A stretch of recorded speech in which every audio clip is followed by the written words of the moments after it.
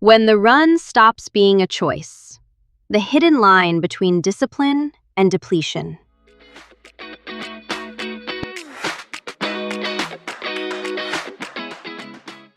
You know the person who never misses a session? Rain, exhaustion, a packed week, none of it matters. From the outside, it looks like discipline. For some people, it stops being that a while before anyone notices. In this episode, you'll understand how a habit that starts by fixing everything can end up quietly taking something apart, and why the body usually tries to warn you before the mind is willing to listen. You're listening to Your Space Today, the podcast where we decode fatigue, stress, and burnout so you can rise again. Every Tuesday, we explore the hidden connections between your habits, your health, and your happiness, giving you the tools to take back your energy and your life.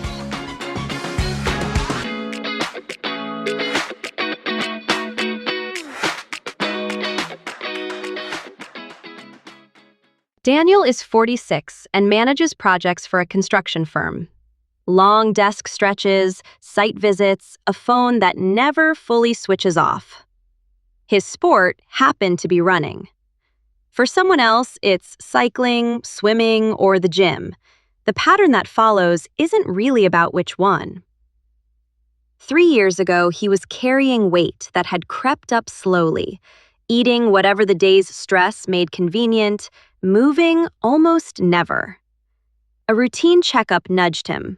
Nothing dramatic, just numbers a doctor said weren't where they should be. So he started running.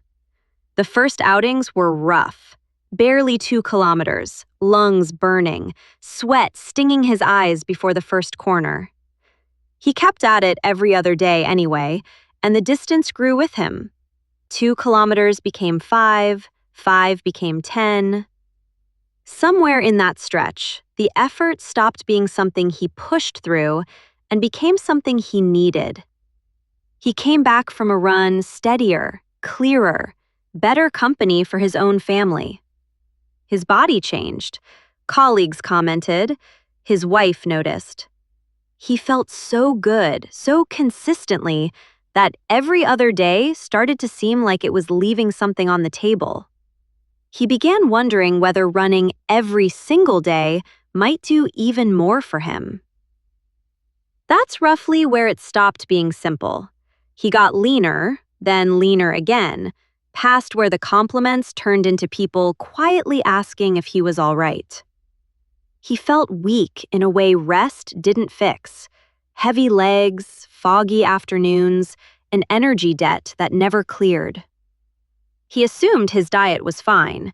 He'd always eaten reasonably, and he wasn't hungry, so as far as he was concerned, intake wasn't the issue. What he hadn't accounted for was how much more his body was now asking for, and how little that shift shows up as appetite. Rest days had started to feel flat in a way that had nothing to do with soreness. Mentally worse, a little depleted, like something was missing from the day rather than something wrong with it. There was no sense of having done anything for himself or his health on those days. No version of the lift a run gave him. It felt closer to a day wasted than a day recovered. That, more than the training itself, was what pushed him toward the idea of running daily.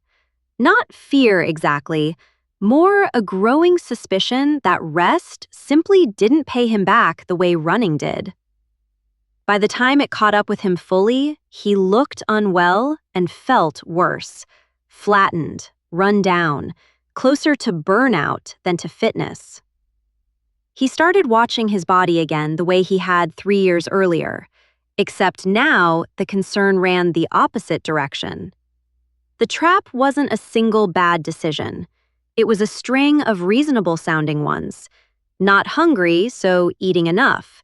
Not injured, so training enough. Not obviously sick, so fine.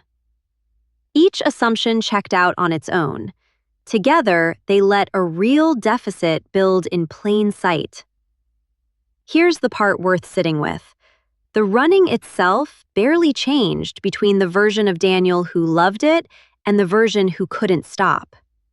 What changed was what a missed session now meant to him, and underneath that, what he was quietly expecting the run to deliver before he'd even laced up. In a few minutes, you'll hear what's actually rising in his brain during a run, and why the same system explains both why he needed it and why 10 kilometers eventually stopped being enough. But here's where this gets genuinely interesting, because the same drive that got him off the sofa is, in a different dose, the thing that was now quietly taking him apart.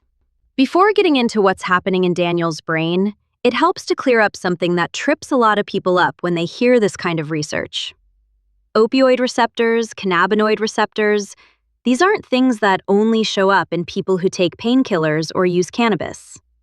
They're standard equipment in every human brain.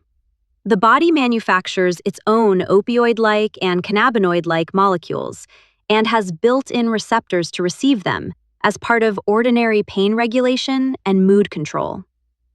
External substances work on us precisely because they fit locks the body already has. That's the context for what researchers have actually been testing. For decades, the standard explanation for the post-run lift was endorphins, the body's own opioids, rewarding the effort. That story has been substantially revised.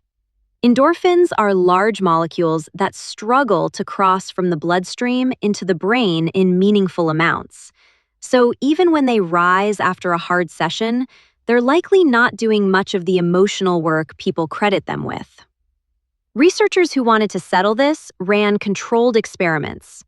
Give some runners a drug that temporarily switches off the opioid pathway before a run, give others a placebo or nothing at all, then compare how everyone feels afterward. In mice, they could go further and switch off the cannabinoid pathway the same way. The opioid-blocked runners felt exactly the same lift as everyone else. Turning that pathway off changed nothing. When the cannabinoid pathway was switched off instead, in the mouse studies, the calm and the pain relief disappeared. Human studies have confirmed the opioid side isn't required either, though the equivalent cannabinoid-blocking drug was pulled from the market for side effects years ago. So that half of the comparison in humans still relies on the mouse data plus indirect evidence. Taken together, it points the same direction. Endocannabinoids, not endorphins, appear to be doing the actual work. That explains the mood lift. It doesn't explain why Daniel needed more of it over time, and that comes down to a separate chemical entirely, dopamine, the same one covered in earlier episodes on cravings and anticipation. Exercise reliably raises dopamine in the brain's reward circuitry. One human brain imaging study, comparing habitual exercisers to sedentary people, found the exercisers released more dopamine after a session and showed more activity in the same reward pathway involved in wanting and anticipation generally. Worth flagging that this particular study was done in a small group of Parkinson's patients, whose dopamine systems work differently by definition. So it's a useful signal rather than settled proof for a healthy runner like Daniel. The more solid ground here comes from animal research.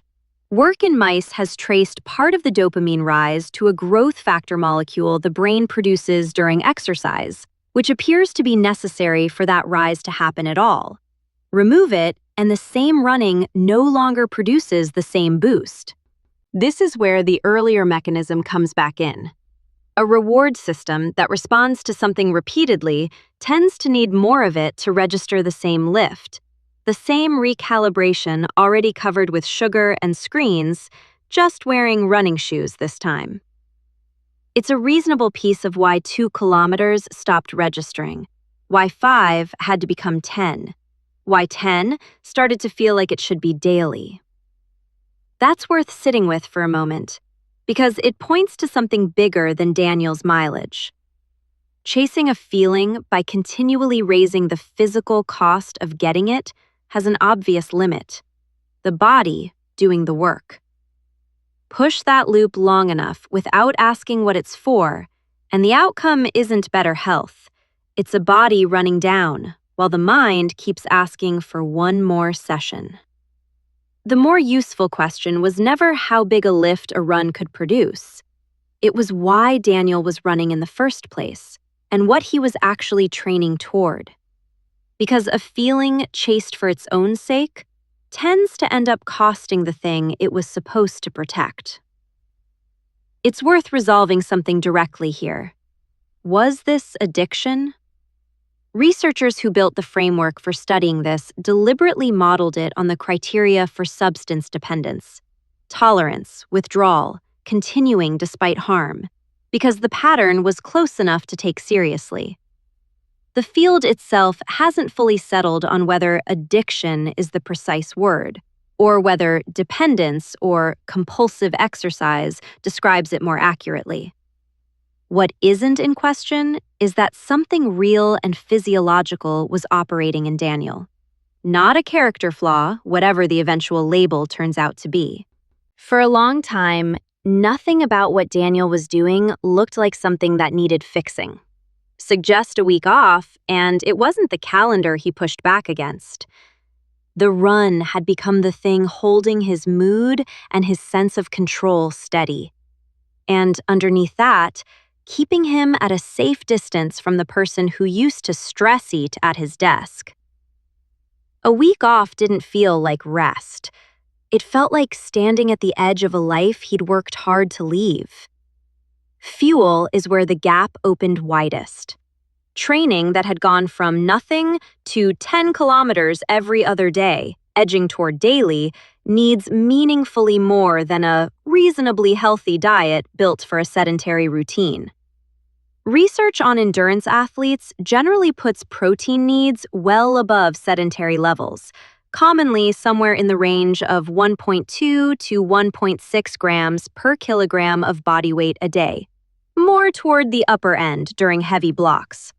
And because appetite doesn't reliably scale with output, especially under chronic stress, it's entirely possible to underfuel for weeks while feeling, subjectively, like eating enough.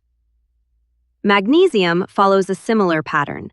It's lost through sweat, and studies on athletes consistently find lower blood levels despite normal or even above average dietary intake, simply because demand outpaced it. Movement carries its own piece of this. Repair from a hard effort isn't finished the next morning. Research on hard training sessions shows the body's repair processes stay elevated for roughly a day, sometimes closer to 2, which is part of why running the same distance again the next day, let alone daily, gives that repair window less room than it needs. There's a specific finding worth naming here. Researchers studying male endurance athletes found a direct association between exercise dependence and the biological markers of underfueling. Not a loose correlation, a measured one, in people who looked, to everyone around them, like they were simply committed. Cardio alone doesn't protect muscle the way people assume either.